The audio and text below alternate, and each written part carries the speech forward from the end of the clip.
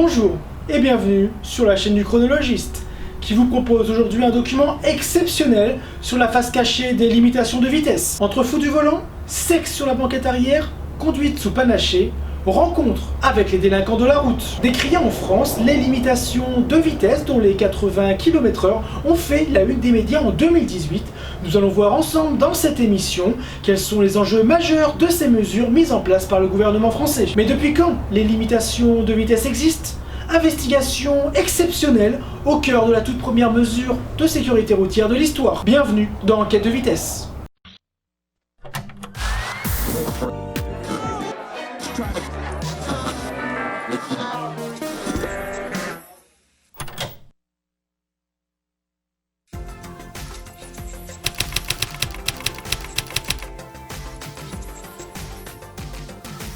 On oublie le costume de Bernard.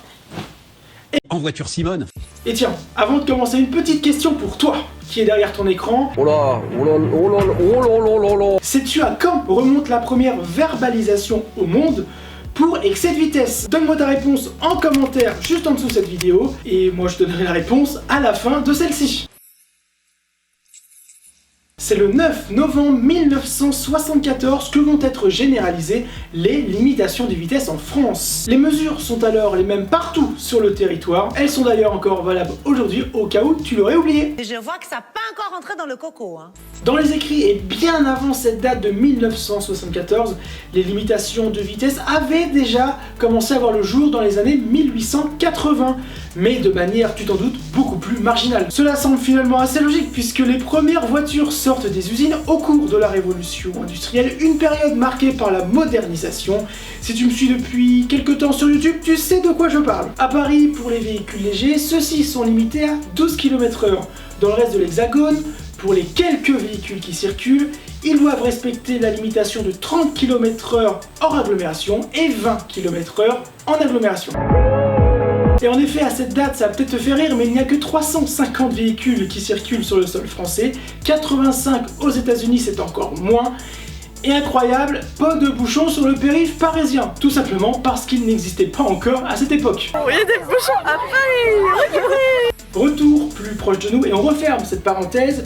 Les limitations de vitesse qui sont testées en France depuis les années 1950 ne sont clairement pas très appréciées par la société, d'autant plus que ces différentes mesures avaient été présentées comme provisoires. Les voitures étaient de plus en plus nombreuses et de plus en plus performantes dans les années 70, alors que les routes n'étaient clairement pas réglementées. Tu t'imagines bien qu'on était encore loin des berlines toute option, puisque la ceinture de sécurité n'était pas encore vraiment développée.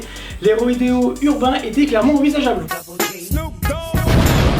C'est pourquoi la France elle comptabilise près de 17 000 morts rien qu'en 1972. Il est donc temps d'agir, mais ce n'est pas tout, puisqu'en 1973, soit un an plus tard, il y a la crise pétrolière que tu connais peut-être. Il faut donc réduire ses consommations de carburant. C'est pourquoi Pierre Messmer, le Premier ministre de l'époque, accompagné de Georges Pompidou, le président de la République française, vont agir sur ces deux tableaux et ainsi adopter un nouveau décret concernant les limitations de vitesse. En 1973, des ajustements et des nouvelles mesures vont être apportés au décret du 28 juin 1973. On ne roule donc plus n'importe comment puisque la limitation est limitée à 100 km/h hors agglomération. Un an et demi plus tard, le décret du 9 novembre 1974 fixe les nouvelles règles de limitation de vitesse qui sont d'ailleurs généralisées à toute la France. On roule à 90 km/h hors agglomération, 110 km/h sur les voies express et 130 km/h sur les autoroutes. Aujourd'hui, d'une manière générale, l'ONU, l'Organisation des Nations Unies, recommande certaines limitations. L'ONU privilégie notamment de circuler à 30 km/h dans les lieux fréquentés par les piétons, 50 si des véhicules peuvent déboucher latéralement, c'est-à-dire de côté, à droite ou à gauche, 70 km/h si malheureusement une collision frontale est envisageable, et plus de 100 km/h s'il n'y a pas de risque de collision frontale. Dans l'Union Européenne, finalement, chaque État membre fait ce qu'il souhaite. Il est libre de fixer ses propres limitations de vitesse sur ses différents axes routiers. A titre d'exemple, la vitesse sur les autoroutes est de 130 km/h. Néanmoins, il y a des nuances au sein de l'Union Européenne. 100 km/h à Chypre, 140 en Pologne, et si tu vas en Allemagne, il n'y a même pas de limitation de vitesse sur certaines portions. Attention au choc donc. Concernant les routes hors agglomération où la mortalité y est beaucoup plus importante, la plupart des États membres ont limité la vitesse de circulation de leurs citoyens à 80 km/h. C'est le cas notamment à Chypre, à Malte ou dans les pays nordiques plus au nord. Chez nous, le 1er juillet 2018, la France a également adopté cette mesure des 80 km/h sur ses routes secondaires. Un choix qui n'a pas plu à tout le monde puisque la plupart des citoyens français n'étaient pas en accord avec cette nouvelle mesure.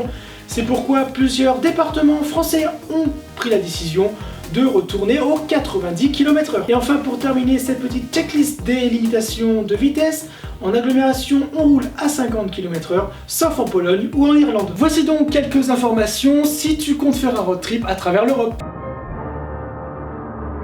En 2020, selon AAA Data, spécialisé dans les statistiques, c'est près de 39 millions de véhicules qui sont en circulation sur le territoire français. Tu le sais peut-être si tu as déjà passé ton code ou ton permis d'ailleurs, la vitesse excessive est l'une des principales causes des accidents mortels en France. Les forces de l'ordre ont notamment relevé ce facteur dans près d'un cas sur 3. En 2019, selon l'Observatoire interministériel de la sécurité routière, il y aurait eu près de 3500 décès sur les routes de France. Même si depuis des années, avec les progrès technologiques pour ta sécurité à bord, les airbags, la ceinture, eh bien ton véhicule n'est pas fait pour résister aux fortes collisions en cas de vitesse excessive. Et oui, tu n'es pas invincible et ton corps n'y résistera sans doute pas. Tu l'attendais ou pas d'ailleurs, mais en tout cas voici la réponse à ma question. Quelle est la première verbalisation pour excès de vitesse dans le monde? Pour retrouver la première verbalisation de l'histoire, il faut remonter aux prémices de l'automobile. C'est en 1896 qu'un véhicule de la marque Arnold Benz a été verbalisé pour excès de vitesse. À son volant, rien d'autre que son créateur, Walter Arnold. Les faits se sont déroulés en Angleterre, dans la charmante petite bourgade de Paddock Wood dans le Kent. Il roulait alors à 13 km/h, soit 4 fois la vitesse autorisée. Il devait donc s'acquitter de 6 livres sterling, soit environ 7,20 €. On arrive au terme de cette vidéo, n'hésite pas à liker, à partager, à t'abonner si tu as aimé, ça me ferait énormément plaisir. C'était le chronologiste, à très vite, mais pas trop sur les routes, restez vigilants. Vous lâchez tout et ça pète la joie.